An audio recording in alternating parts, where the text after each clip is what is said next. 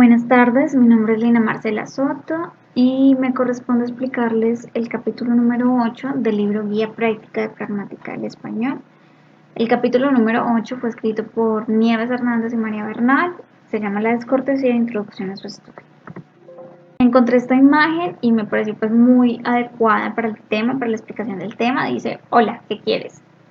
Buenos días, ¿qué deseas? Misma persona, misma intención, diferente forma de transmitir. Aunque se utilizan palabras de cortesía al dirigirnos a una persona, también es necesario e igual de importante expresar una buena actitud. Podemos decir cuál de estos dos actos es cortés o descortés. ¿En qué nos basamos para decir que algo es cortés o descortés? Eso es lo que vamos a tratar de entender en este capítulo. Vamos a definir entonces cortesía más que las palabras mágicas, como lo dicen en el capítulo, más que agradecer, que despedirnos, que saludar, está relacionado con las estrategias que empleamos para conseguir propósitos instrumentales o socializadores. Instrumentales cuando necesitamos algo, o socializadores cuando establecemos o queremos reforzar las relaciones que tenemos con las demás personas. Por otro lado tenemos la descortesía, todo lo contrario, es un fenómeno que daña la imagen del otro y produce un efecto interpersonal negativo. La cortesía, la descortesía es social entonces, porque está determinada por la lengua, pero también influye la modulación, los gestos, un contexto. ¿Cómo es esto? Decimos entonces que la cortesía son estrategias convencionales de las que disponen los hablantes y que le permite evitar conflictos y mantener buenas relaciones. En trabajos recientes de pragmática se tiende a introducir las diferencias entre culturas e incluso las diferencias que existen dentro de una misma cultura. ¿Por qué? Porque todos los hablantes son diferentes, porque el concepto que nosotros tenemos de lo que es cortés o descortés puede diferenciarse de lo que otra persona de otro país puede pensar que es cortés o descortés, y sin irnos tan lejos para otro país de otra comunidad.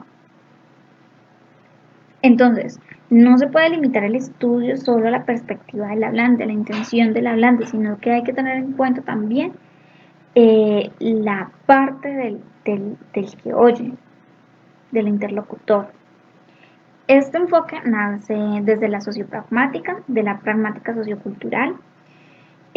Surge como una respuesta a las teorías universalistas que, por ejemplo, nos dicen que un acto de habla puede determinar si una emisión es cortés o no. Por ejemplo, si definimos que un ofrecimiento es cortés y un insulto es descortés. Pero no es esto suficiente. ¿Por qué?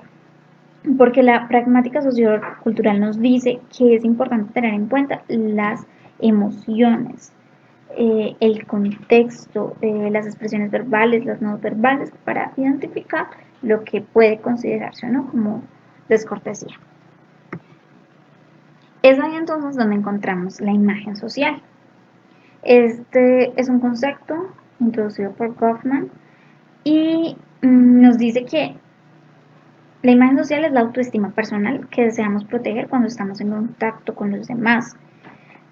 Y reconocemos también que los demás tienen una autoestima y por lo general pues tratamos de respetarla. Es decir, cada individuo posee una serie de creencias sobre la imagen pública que tiene, que ostenta frente a los demás. Y puede ser positiva, puede ser negativa, y lo que se desea es proteger esa imagen. Atendiendo a esto, decimos que hay dos categorías en que podemos dividir esa imagen social. Tenemos la categoría de autonomía y de afiliación. Son categorías vacías.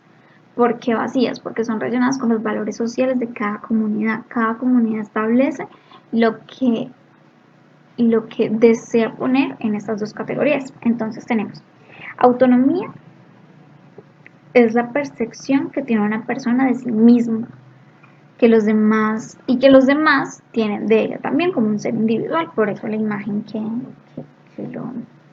lo acompaña. Tenemos entonces después afiliación, que es una percepción en relación con las características que le identifican con el grupo. ¿Qué me hace pertenecer a este grupo? Y por último tenemos una tercera categoría que son los roles. Los roles son los papeles que los hablantes desempeñan en la vida cotidiana y que son variables según el contexto. Es decir, todos tenemos roles diferentes en nuestra vida. Podemos ser profesionales, podemos ser profesores, estudiantes, amigos, hijos, padres. Y atendiendo a eso también tenemos una imagen social. Tenemos una imagen social individual, tenemos una imagen social grupal y tenemos una imagen social determinada por el rol que estamos cumpliendo. Un ejemplo, tenemos a Pili y Alonso. Pili es una persona que realizó una reunión familiar en su casa. Pili le dice, Alonso, ¿quieres un poco de carne? No, quiero más. Sí, no quiero más. Bueno, pues una manzana. Ya no como más. Vamos entonces a definir cuál es el rol, la autonomía y la afiliación de cada una de las personas que están en esta conversación. En el caso de Pili, el rol de Pili es de ser la anfitriona de su reunión.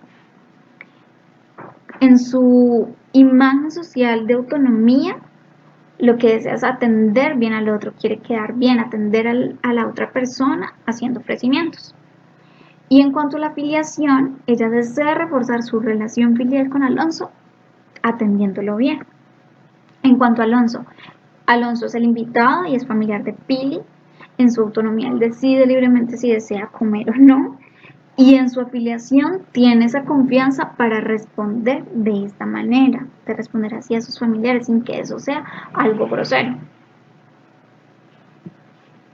Bueno, continuamos entonces, que decimos que todos los actos que realizamos y de los que participamos constituyen una actividad social, porque se desarrollan en interacción con otras personas, como mínimo entre un hablante y un interlocutor.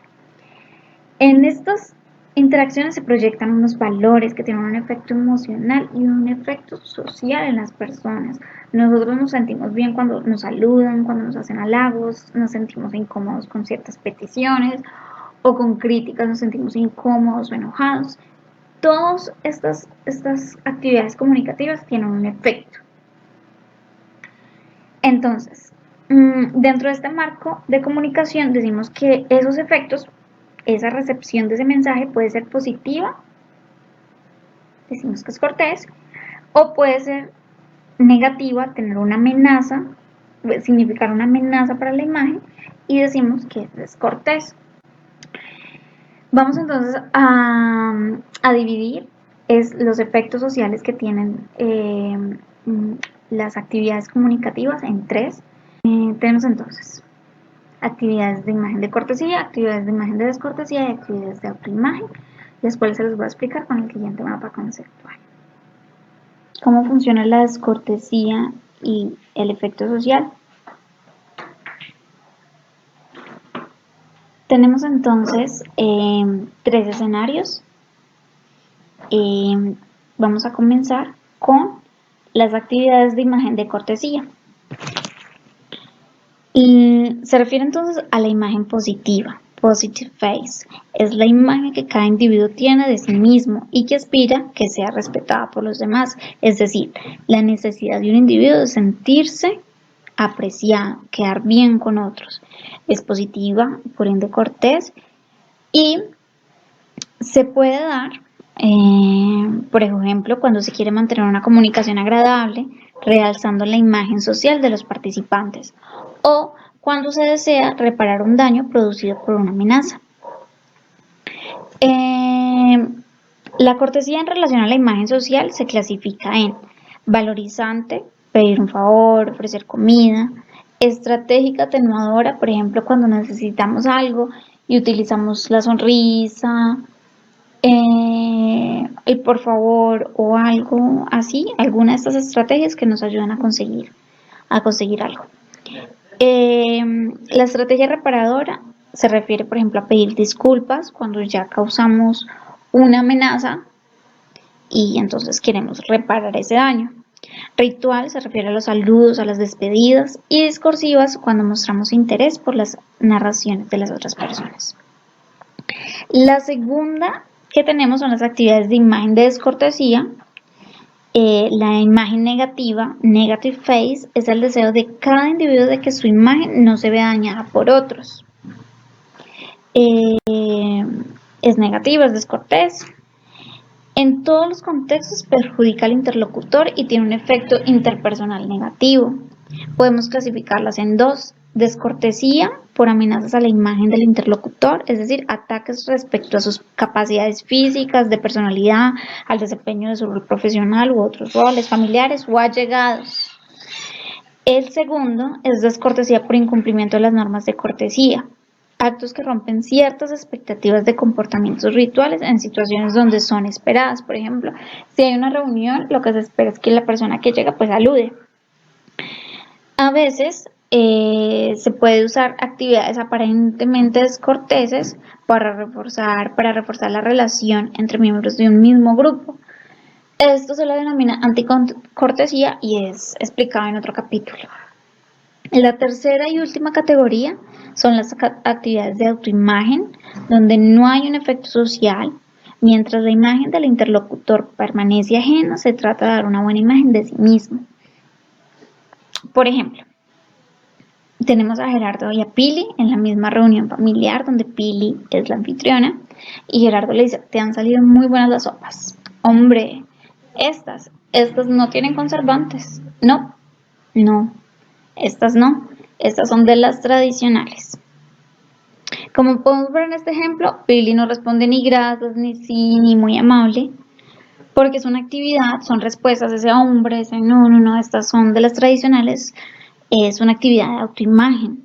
Confirma que sus sopas son muy buenas, lo que supone un efecto positivo para su imagen de autonomía bajo su rol de ama de casa y de anfitriona.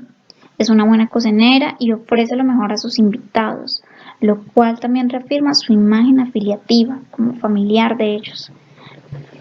Quedando Gerardo pues en un segundo plano porque las respuestas de Pili no tienen ni un efecto negativo ni positivo tampoco pues en lo que en Gerardo, ¿verdad? Bueno, acá les tengo un ejemplo.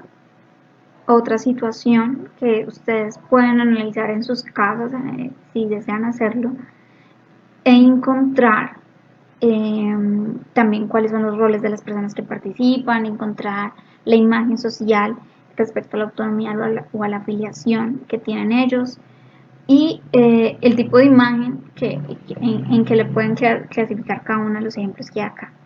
Entonces, la situación es la siguiente: una mujer que es casada, que tiene hijos y va a empezar a laborar en una empresa y durante la primera semana pues es invitada a salir por su jefe.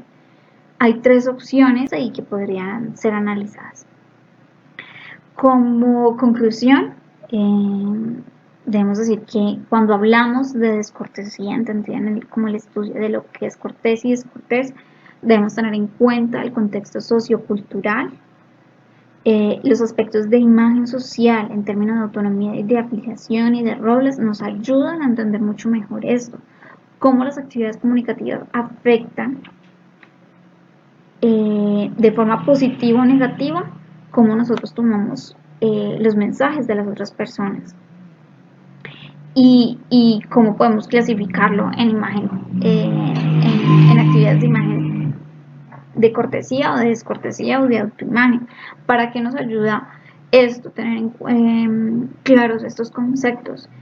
Podemos definir lo que es cortés o descortés en comparación con otras culturas, con otras comunidades de habla. Podemos decir lo que es cortés o descortés teniendo en cuenta las diferencias de edades, o también lo que es cortés dependiendo el género.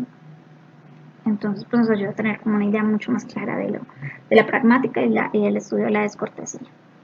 Muchas gracias por su tiempo, por la atención. Si tienen alguna duda pues estoy a su disposición.